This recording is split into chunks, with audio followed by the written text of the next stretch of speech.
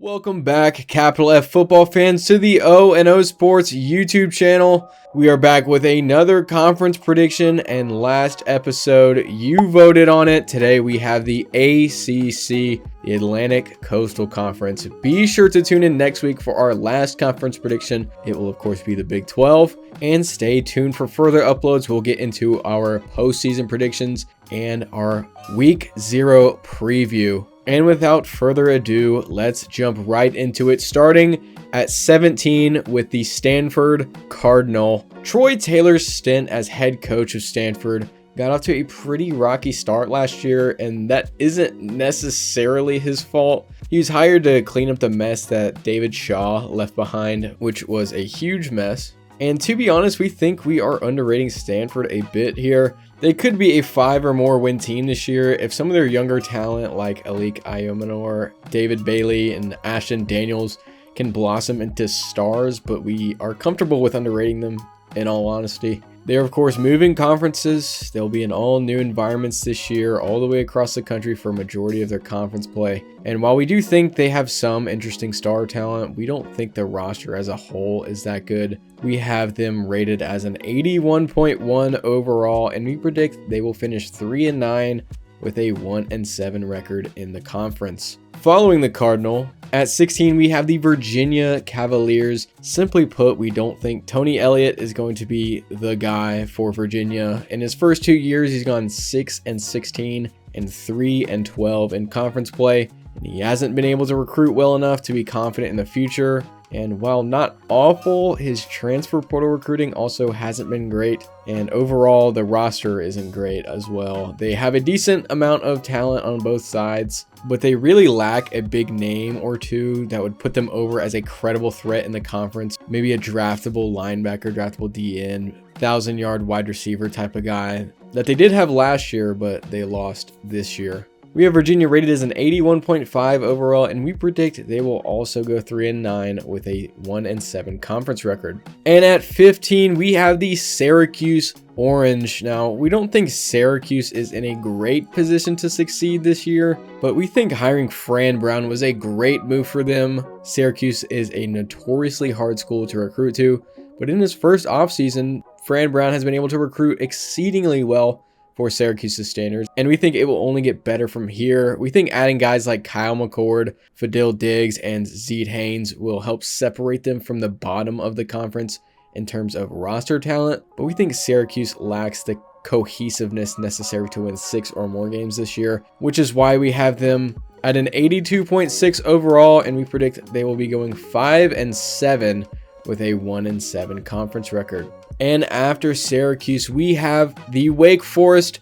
Demon Deacons. Now, Dave Clawson is an interesting figure at Wake Forest in that he's experienced way more success as their head coach than you might think. Since 2016, he's gone 57-43, which is pretty great by Wake Forest standards. But we think that has less to do with him and more to do with the quarterbacks he's had in that time frame. Most of Clawson's success came in seasons where either Jamie Newman or Sam Hartman were his starting quarterbacks. But in years where Wake Forest starting quarterbacks have had a career passer rating under 140, unlike the previous 2 quarterbacks we just said, they've gone 14-32 under Clawson. Obviously not very good numbers there. The quarterbacks kind of carry Clawson throughout his tenure at Wake Forest. And all that is to say, they bring in Hank Backmeyer this year to be their next starting quarterback. And while he is probably an upgrade from Mitch Griffiths last year, it's not by much. He was a pretty decent starter at Louisiana Tech last year, but with the jump to the Power 4,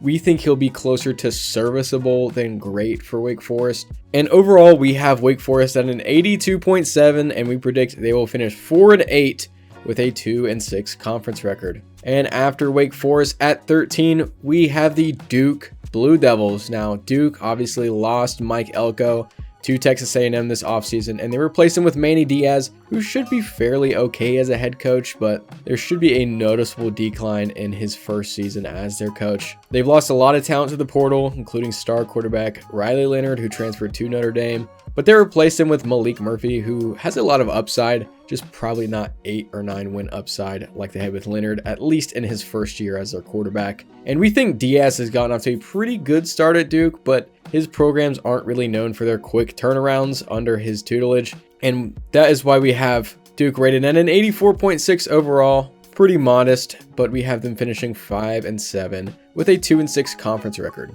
And coming in at 12th in the ACC, we have the Georgia Tech Yellow Jackets. And interestingly enough, we think Georgia Tech could genuinely be a really good team this year. They're coming off Brent Key's first full season as their head coach, in which they did surprisingly well, pulling off upsets versus Miami and North Carolina. And those wins were due in large part to the amazing play from quarterback Haynes King, who had a great season overall last year. And Key brings in a lot of depth to help a defense that needed it badly last year. So with all that being said, you might think we'd be higher on the Jackets this year, but taking a look at their schedule, boy, are they in for it. They open up against Florida State and Ireland for some reason. Then they play teams like Duke, Miami, and NC State at home. They play Louisville, North Carolina, Virginia Tech, and Georgia on the road. And in the middle of all of that, they'll play Notre Dame at a neutral site. Absolutely awful schedule, but don't underestimate them. Georgia Tech seems like a team that could pull off an upset or two this year. Overall, we have them rated as an 86.9, pretty decent, and we think they will finish 5-7 with a 3-5 conference record. And at 11, we have the Pittsburgh Panthers. 2023 was a bit disastrous for Pat Narduzzi and Pitt. They were awful offensively and pretty bad defensively, and that was due in large part to inconsistencies from the quarterbacks. Christian Velo got most of the starting reps to start the year, and then after a few bad performances, they moved on to Phil Jurkovec. Christian Velo got most of the starting reps to start the year, and then after a few bad performances, they moved on to Phil Jurkovec, and then after a few okay starts and a few awful ones, they ended the year with Nate Yarnell, who looked like the best option going forward in his 2 starts. This year, Yarnell returns, and while the offense should be a good bit more consistent than last year, they do lose a lot of talent from that unit, and defensively, they are way too young for us to believe that they will be significantly better overall. And by way too young, we mean 7 to 8 potential starters or key rotational guys are going to be underclassmen, and in our opinion, that's never going to yield positive results on the field. Overall, we have Pitt rated at an 82 overall, and we believe they will go 5-7 with a 3-5 conference record. And heading into the top 10, at 10, we have the Boston College Eagles. Now, BC is another interesting team to predict in that they're essentially the textbook definition of meh. In Jeff Hafley's first 4 seasons, the Eagles have gone 22-26 and 12-22 in the conference. And last year, the Eagles randomly chose to be one of the most chaotic teams in the sport. Sophomore transfer quarterback Thomas Castellanos threw for 2,200 yards, 15 touchdowns, and almost as many interceptions, while also rushing for over 1,100 yards and 13 touchdowns, which is somehow simultaneously the best and worst season I've ever seen from a quarterback. The rest of the team overall wasn't great, but it'll be interesting at least to see if Castellanos can be a consistently average passer on top of an elite runner this year. And overall, we have Boston College at an 83.4, and we predict them to finish 6-6 with a 3-5 conference record. And at 9, we have another ACC newcomer in the SMU Mustangs. The Mustangs under Sonny Dykes and now Rhett Lashley have been one of the better group of 5 teams for the past 6 or 7 seasons, and we think they can continue that hot streak while jumping into the ACC. History's not on our side with this. Last year, Houston, Cincinnati, and UCF all joined the Big 12 with relatively bad results, but we think SMU is in a much better spot than those schools were initially. For one, they already have a pretty solid Power 4 roster as is. Lashley's main approach thus far has been acquiring Power 4 talent through the portal, and on top of that, they have a really good quarterback in Preston Stone, who checks off a lot of our boxes in terms of what we think makes a good Power 4 quarterback. He's poised in the pocket, he makes good decisions, has good advanced metrics, and it felt like he improved in every game he started last year. And on top of that, we think SMU has a pretty solid defense. They return a lot of production on that side of the ball, and they portal in a lot of valuable depth there. And with that said, we have the Mustangs at an 84.5 overall, and we project they will finish 7-5 with a 4-4 conference record. Not bad for their first year, definitely something to build off of next year. And at 8, yet another ACC newcomer. It is the California Golden Bears. Now, Cal is going to be an interesting team to watch this year, and we actually think moving to the ACC will help them. Cal's biggest issue last year was that their defense could not keep up with the high-powered offenses of the Pac-12, but with the ACC having worse offenses across the board on average, paired with another offseason of development, we think Cal could be a lot better defensively, at least from a numbers standpoint. And they also bring back Fernando Mendoza, who as a true freshman struggled to find his footing but showed promising signs as their quarterback. And the biggest thing for them is that they bring back Jaden Ott, who was one of the best running backs in the sport last year, and he should be once again this year. We have Cal rated at an 85.2, and we predict they will go 7-5 with a 4-4 record in conference play, just like SMU, but with an outright win over them that puts them ahead. And at 7, we have the North Carolina Tar Heels. North Carolina is a pretty simple story. While Mac Brown is their coach, they'll consistently be in the top half of the conference. Brown is one of the best coaches at roping in talent, but in his second stint at North Carolina so far, he's yet to show that he can pull off multiple key wins in a given year. They're going to have a great roster again this year, and they bring in Max Johnson to replace Drake May, but we aren't confident they'll be able to win all the games they should this year, and we're actually predicting 2 pretty big upsets against them this season. Overall, we have them rated at an impressive 89.4 overall, but we see them going 8-4 with a 4-4 conference record. And at 6, we have the Virginia Tech Hokies. We don't want it to be kept a secret any longer. The Hokies are one of our favorite teams on the channel. They've got the tradition, they've got style, they've got one of the best entrances, and they've been down for so long that with Brent Pry, they've morphed into a bit of an underdog recently. And we are predicting this to be the breakout year for Virginia Tech.